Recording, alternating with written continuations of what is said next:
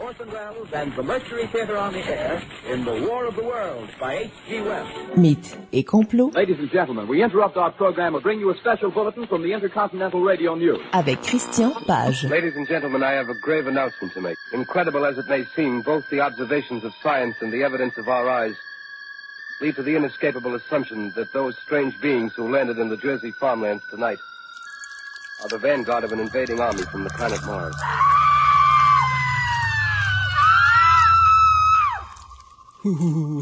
Tout va bien. Alors ça, c'est un extrait de... ça a été quoi, La Guerre des Mondes? La Guerre des Mondes, une adaptation radiophonique qui avait été présentée par Orson Welles le soir de l'Halloween en 1938. Alors, comme l'Halloween, c'est en fin de semaine, oui. J'ai dit, ça serait le fun de revenir un peu sur cet événement. Bonne idée. Hein? Bon. Alors, qu'est-ce qui est arrivé? Bon, d'abord, essayons de replacer un peu le contexte historique, parce que cette émission de Orson Welles va marquer l'histoire de la radiodiffusion. Et comme nous sommes en radio, rendons à César ce qui est à César. Oui. Donc, reprenons un peu le contexte historique. Nous sommes le dimanche 30 octobre 1938. Ce soir-là, à New York, la température est plutôt maussade. Il fait froid. Un brouillard venu de la mer envahit la ville. Au New Jersey, de l'autre côté de la Hudson, il tombe une petite pluie, un petit crachin. Donc, les gens se disent aussi bien rester à la maison. Mm-hmm. Et que fait-on à la maison en cette période d'avant l'avènement de la télévision, des jeux Nintendo et de l'ordinateur? On écoute la radio. Donc, ce soir-là, comme 38% des personnes qui écoutent la radio, on syntonise dès 20h le spécial Chase and Sanborn, qui présente des numéros de variété.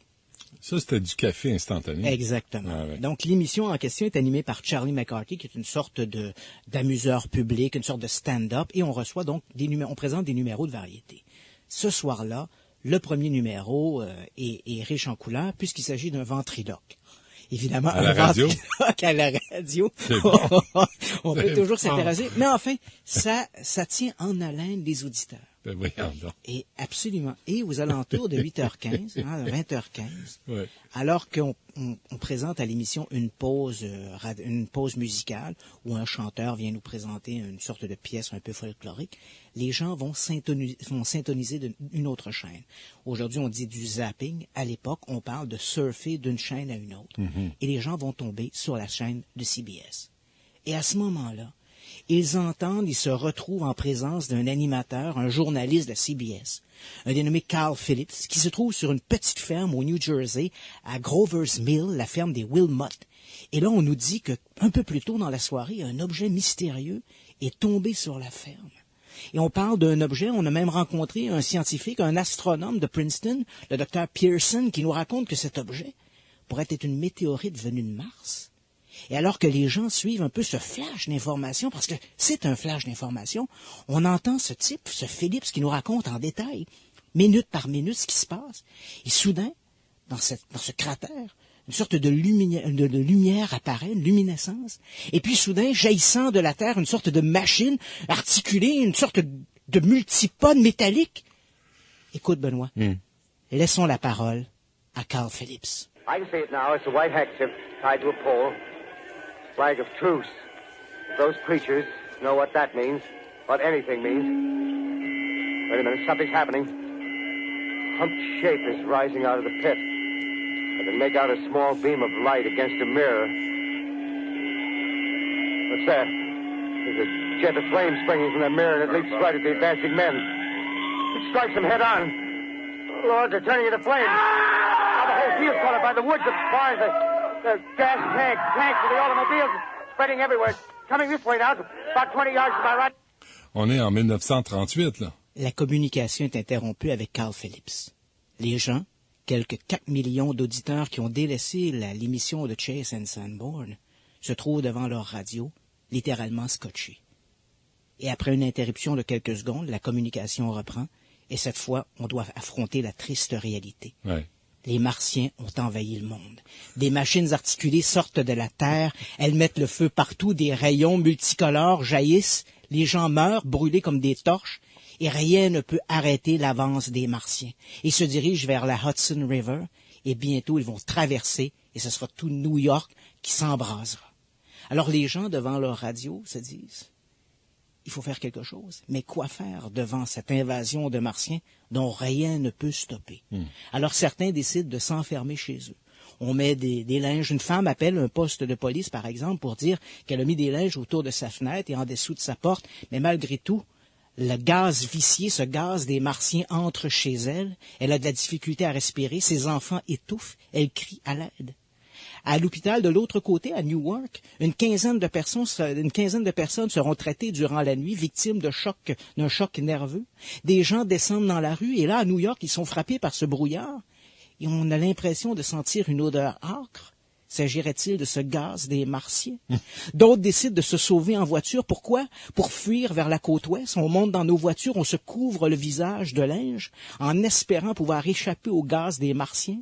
Les standards téléphoniques sont littéralement saturés d'appels téléphoniques. On panique. Des gens montent sur le toit des buildings et ont l'impression de voir du côté du New Jersey, là, à Grover's Mill, là où les Martiens ont atterri, ils ont l'impression de voir des lueurs rouges. Les Martiens sont en avance. Partout à travers les États-Unis, des gens paniquent.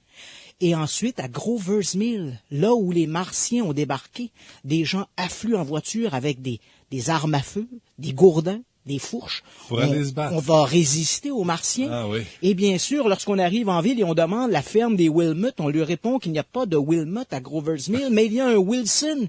Ben tant pis. Le journaliste doit s'être trompé. On se dirige chez les Wilson. Et là, entre les arbres, on voit une sorte de pied métallique. S'agirait-il d'une machine des Martiens?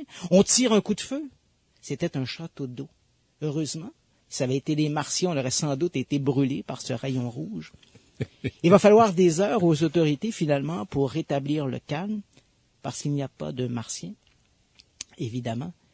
Et le lendemain, lors d'une conférence de presse, les gens, à travers les États-Unis, en fait, quelques 3 millions de personnes, vont découvrir qu'ils ont été dupés par une vulgaire émission de radio, mais pas par n'importe qui, par l'extraordinaire Orson Welles. On va même ouvrir une commission d'enquête à la fin de 1938 pour enquêter sur cette histoire d'invasion martienne. Et la commission, c'est la Federal Communication Commission, un peu l'équivalent du CRTC maintenant. Et on va blanchir de toute accusation la CBS et bien sûr Orson Welles pour cette émission qui a été faite dans les règles de l'art. En fait, les gens ont cru à cette invasion de Martiens, mais la grande question est pourquoi? D'abord, disons que l'émission elle-même avait quelque chose de très particulier. D'abord, ce jeune individu, Orson Welles, il a 23 ans, c'est un génie, bien sûr. On va le découvrir par la suite, notamment avec son film Hollywood, quelques années après, Citizen Kane, qui est encore considéré comme la plus grande production cinématographique de tous les temps. Et ce jeune Orson Welles, donc, a décidé de faire une adaptation du roman de science-fiction de H.G. Wells, La guerre des mondes. Bon, les deux Wells n'ont que lien de parenté entre les deux. Le roman de Wells avait été publié en 1898. C'est une œuvre de fiction. Elle décrit l'invasion du monde par des Martiens et l'invasion débute en banlieue de Londres. Elle se passe donc dans l'Angleterre victorien.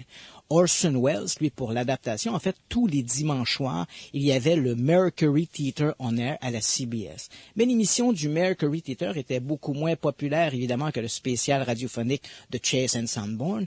Donc, évidemment, les gens qui ont pris l'émission au début, évidemment, savaient que c'était un théâtre radiophonique. Mais les gens qui l'ont pris en cours ont cru qu'il s'agissait vraiment de flash, parce que c'est la façon dont Welles a fait ça. Dans un premier temps, il a présenté l'émission comme des séries de flash d'informations à travers un spectacle. En fait, c'était une sorte de présentation musicale d'un orchestre qui jouait de la musique classique. Et hop, on interrompait cette présentation musicale pour introduire des flashs d'informations qui décrivaient non seulement l'arrivée des Martiens, mais leur marche vers New York. Et ces flashs d'informations, c'était courant à l'époque d'interrompre des émissions musicales ou de variétés pour présenter des flashs d'informations. Wells a donc utilisé ça. Il a fait également appel à des effets spéciaux, des effets sonores tout à fait extraordinaires. Lorsque les Martiens ouvrent leur machine, on entend le sas s'ouvrir. En fait, c'était l'ouverture d'un pot de café dans une cuvette de toilette où on avait placé un microphone. Donc, il y avait une sorte d'effet d'écho et les gens y ont cru. Il faut se rappeler également que l'année précédente, en 1937, le fameux Hindenburg, le dirigeable allemand, avait brûlé lors de son atterrissage à Lakers, au New Jersey. Et on se rappelle que ça avait été un événement qui avait été décrit à la radio en direct par un journaliste qui se trouvait sur place. Et avec l'émotion, bien sûr, il nous décrivait le crash du Zeppelin. Alors Wells avait récupéré la bande audio, l'avait fait entendre à son comédien qui devait incarner Carl Phillips, qu'on a entendu un peu plus tôt. Et évidemment, lui avait demandé à ce que sa description de l'attaque des Martiens ressemble en tout point à cette description du crash du dirigeable. Donc, tout ça mis ensemble ont fait que les gens ont cru à l'invasion des Martiens.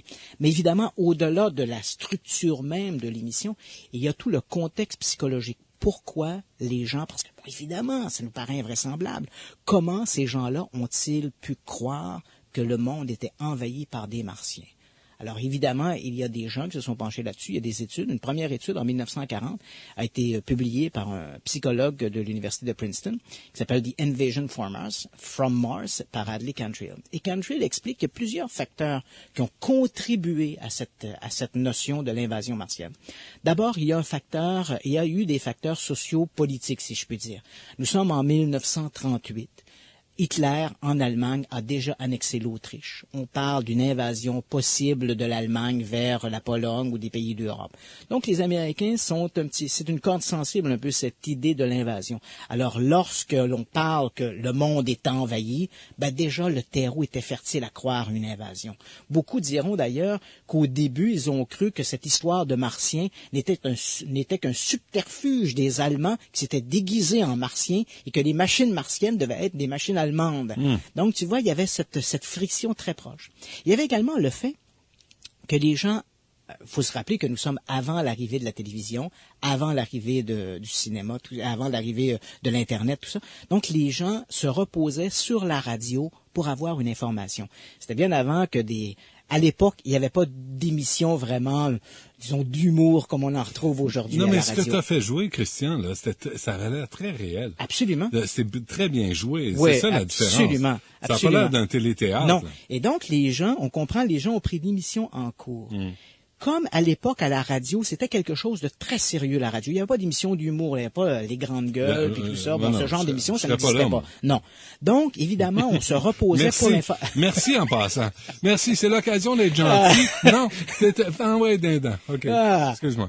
Et tu vois, donc, les gens croyaient ce qu'ils entendaient à la radio, fondamentalement. Alors, lorsque les gens ont pris l'émission de Wells en cours, ils y ont cru. Et c'est ça, en cours, parce qu'au début, il l'annonçait. Oui, absolument. Ensuite, évidemment, dans la conférence de presse qui va suivre l'émission, Wells va dire qu'il n'était pas au courant de ce qui se passait à l'extérieur, qu'il est très étonné que les gens aient cru à l'invasion des Martiens, mais dans les faits, Orson Welles savait très bien ce qui se passait à l'extérieur. Les standards de la CBS étaient inondés d'appels. On avait demandé à Wells de répéter qu'il s'agissait d'un théâtre radiophonique. Wells avait refusé parce qu'il savait qu'il était en train de faire l'histoire. Évidemment, ça lui a servi. Dans les titres de Cantrill également, on découvre, Cantrill avait démontré qu'il y avait également des facteurs, disons, sociologiques qui étaient liés à la croyance que les Martiens nous envahissaient. Cantrill a démontré que, inversement proportionnel, les gens les moins éduqués et les gens les plus influençables étaient ceux qui avaient le plus cru à l'invasion des Martiens. En fait, de tous les auditeurs qui ont écouté le théâtre filmé, Cantrill évalue qu'ils sont 3 millions à peu près à avoir cru que nous étions envahis par les Martiens. De ces 3 millions à peu près, il y en a, je dirais, 1 700 000 qui ont cru à l'invasion, mais sans paniquer pour autant. Ils ont soit téléphoné pour se rassurer, ils ont contacté les autorités, puis rapidement, ça les a convaincus que tout ça, il y avait pas quelque chose à s'énerver ou à paniquer avec ça. Mais il y en a quand même 1 300 000, 1 400 000 qui, eux, ont réellement paniqué devant la Il n'y a pas eu de mort, hein? Non, il n'y a pas eu de mort. Les gens sont lancés sur les rues, en voiture, etc. Il y a eu des bouchons monstres, mais heureusement, il n'y a pas eu de décès. Ouais, on va refaire ça en 2012, hein? Ouais, pourquoi pas. Ça serait le bon contexte. D'ailleurs, tu sais que l'émission de Wells, beaucoup de gens se disent, mais une telle émission ne pourrait pas être faite aujourd'hui. Mais détrompez-vous, l'émission de Wells a été reprise par 3 autres chaînes, 2 en Amérique du Sud et une autre en Amérique, aux États-Unis, dans les années 60. Les autres étaient dans les années 40. Et avec le même effet de panique. Donc, à partir du moment où tu as un terreau fertile, les gens peuvent facilement embarquer là-dedans. On s'arrête un instant, on est avec Christian Page.